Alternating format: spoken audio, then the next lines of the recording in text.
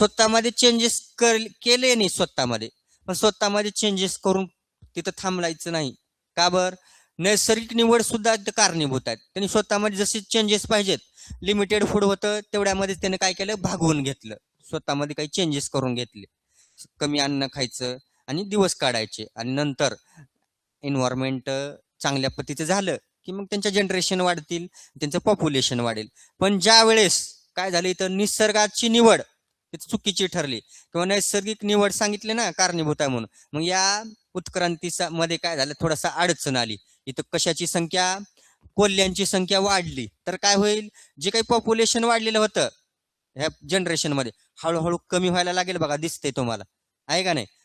थोडं थोडं stage by कमी होईल, अजून परत कोल्ह्याची एंट्री होईल आणि कोल्हे काय करतील, त्यांना संपवून टाकतील. आणि अशा पद्धतीनं अशी एक जनरेशन येईल की इथं त्यांचा जो काही उत्क्रांती किंवा वाढ होणार आहे ती एकदम थांबेल, अचानक थांबेल. म्हणजे आपण शिकलोय, डार्विननं सांगितलं की स्वतःमध्ये बदल तर केला, पण त्यासोबतच नैसर्गिक निवड सुद्धा इथं कारणीभूत आहे. आता या सस्यांनी स्वतःमध्ये चेंजेस केला होता, मग ते जगणार होते, जगत होते, पण काय झालं, नैसर्गिक निवड सुद्धा इथं कारणीभूत आहे. निसर्गाच्या पुढे त्यांचं चाललं नाही. मग हे सांगितलं ना, नैसर्गिक निवडीचा सिद्धांत काय सांगतोय, सक्षम ते जगतील, जे फिट आहेत. थेरी ऑफ फिटनेस सुद्धा म्हणतो आपण याला.